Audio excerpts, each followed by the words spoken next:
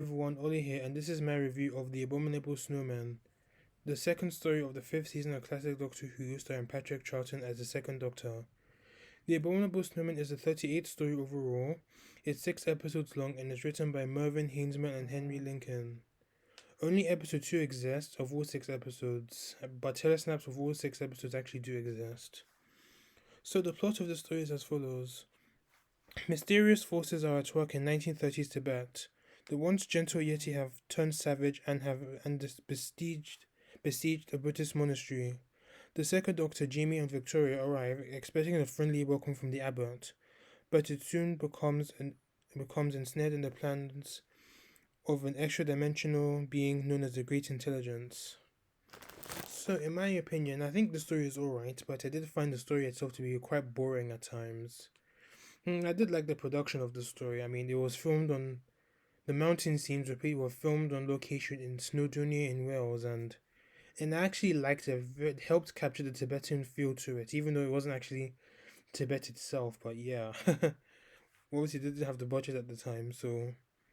And I also liked how the Detson Monastery. I actually liked the Detson Monastery set. I mean, it felt very Buddhist, and it was definitely nice to see Doctor Who, especially in the 1960s, explore like other cultural aspects and different cultures in Doctor Who, especially in the 60s, even though it's more scientific. No, I wouldn't say it's a sci-fi heavy story, but even though it's not necessarily a pure historical, but it's like, how can I, it's, I think they definitely focus, it was definitely a healthy-ish balance between the culture and sci-fi, and I must say the direction from Gerald Blake was alright. Even though this story is mostly missing, but you can definitely see like the good parts in the second episode. Good. So now onto the acting and the characters.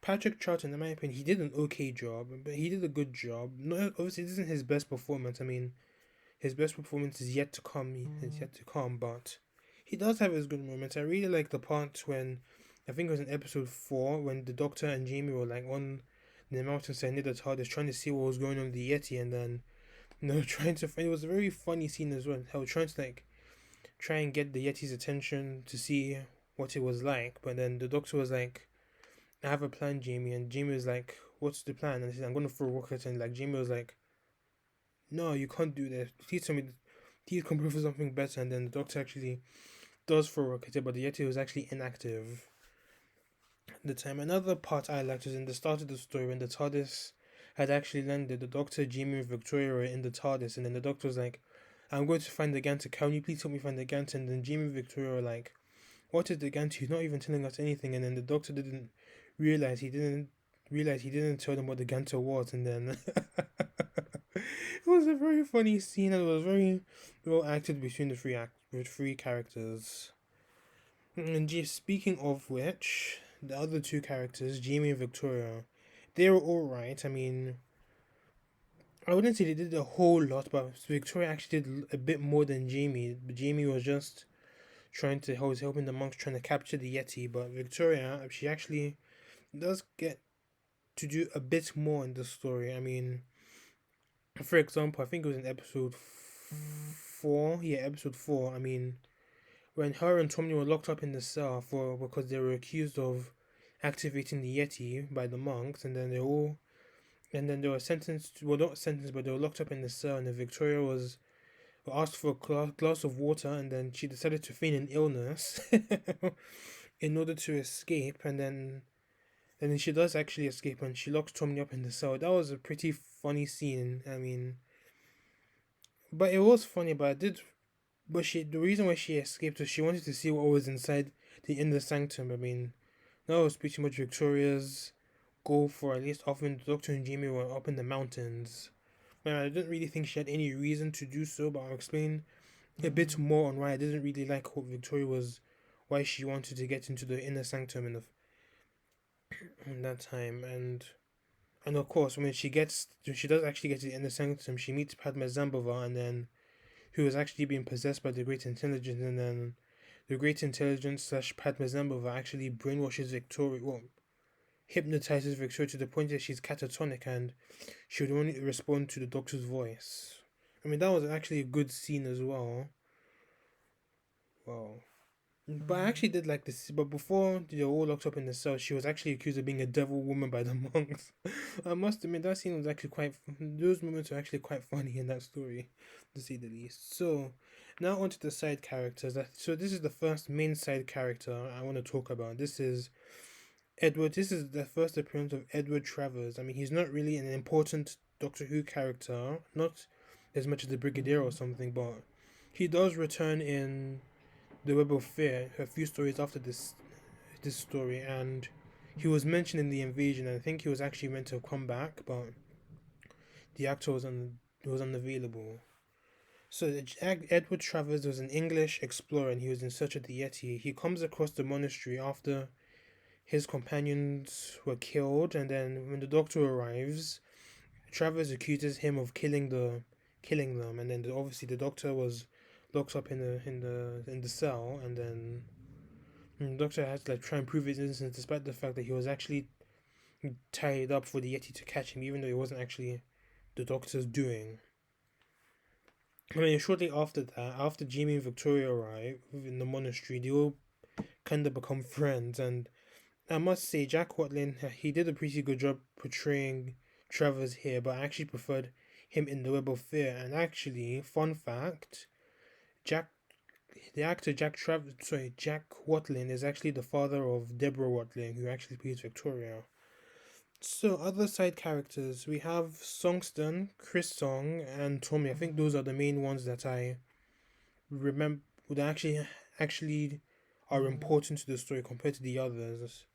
I mean, I liked Chris Song. I mean, he was pretty much a foil to the Doctor, but I had a good reason to, because he was a foil to the Doctor early on in the story because he wasn't really trusting of the Doctor because monks were being killed by the Yeti, and he hasn't seen the Doctor before, so he decides to accuse him for a reason. But at this point, the whole plot of the Doctor being accused of doing stuff after arrival it's getting a bit cliche and it's getting a bit old. So, but I like this point. But it's a shame that he actually died towards the end, and at the hands of Sungston the Abbot. Speaking of which, he is an alright character. I mean, he doesn't really. I think he was just pretty. I think he was assisting Padma Zambavar, and then obviously the great intelligence actually possesses him, no, hypnotizes him, and then he ends up killing Chrisong. And then Tommy, out of all the other monks, I actually liked. I mean, he was pretty much the co-companion. No, I wouldn't say a co-companion, but he was like pretty much assisting the Doctor and the Doctor, Jamie and Victoria at times, because I think he was actually the first one to actually trust the Doctor compared to the other characters that were there. I mean, I actually liked the scene in episode 2 where he and the Doctor were like having a conversation when the Doctor was locked up, and then we're saying, "Oh, I've brought this holy sanctum, sorry, the holy Gantu with me," and then it was a very funny scene. It was a very nice scene. I mean, I liked Tommy. He was a good guy. He actually does help the Doctor defeat the Yeti and the great intelligence of Jamie when they go to the back of the control room to like stop the Yetis and everyone, while the Doctor and Victoria were like pretty much battling the great intelligence itself.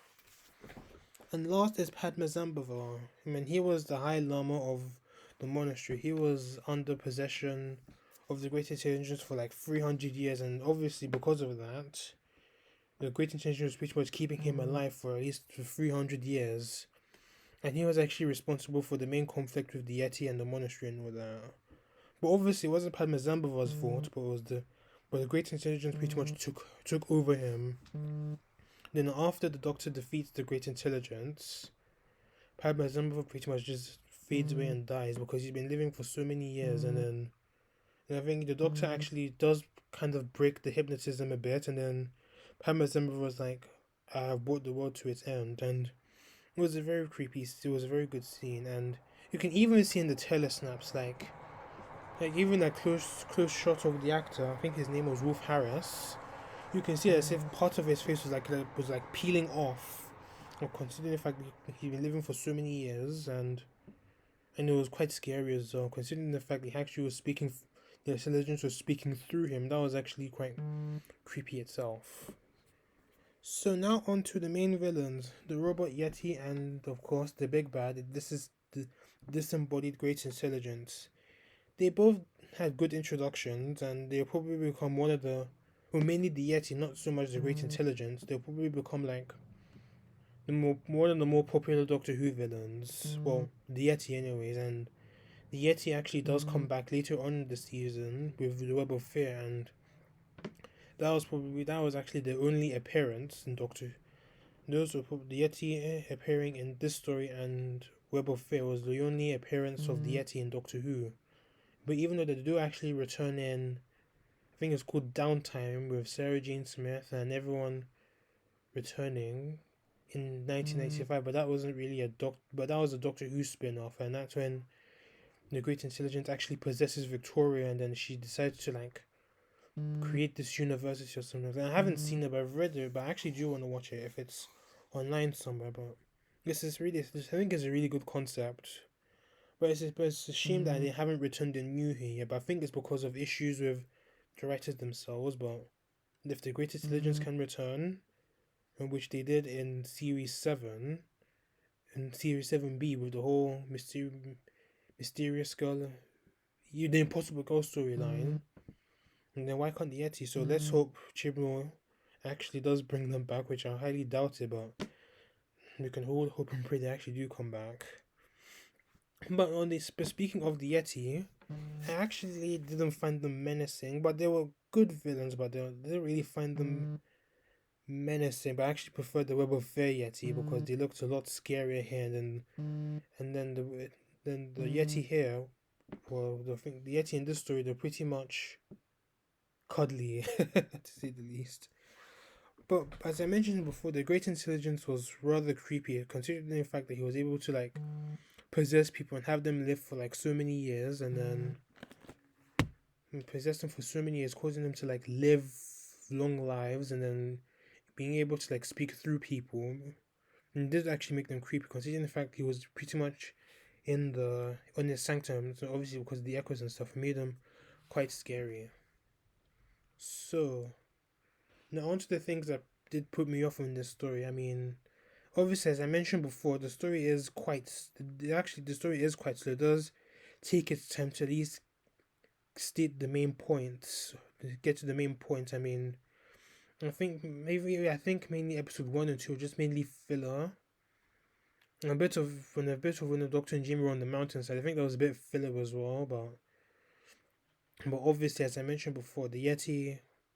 So my second point, obviously, the Yeti, as I mentioned earlier, they weren't quite menacing. I mean, it was a bit hard to take them seriously, considering the fact they look like giant teddy bears. But even they didn't really do much. They were just pretty much pawns of the Great Intelligence. So they're just pretty much not the side villains ish, but they still made a good impression though. That should be honest.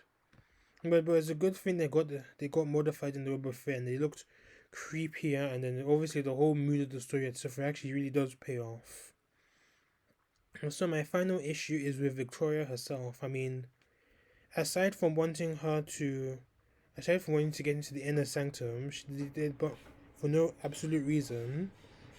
But she does. But obviously, her wanting to get into the inner sanctum, what happens after that when she gets possessed by the Great Intelligence? It does pretty much establish Victoria's character to be more of a damsel in distress companion, and pretty much every story she's been with, all of her travels with the Doctor, she ends up getting captured by the bad guy in one form or another. Even though when we do meet an evil of the Daleks, we actually do meet her in captivity in the hands of the Daleks.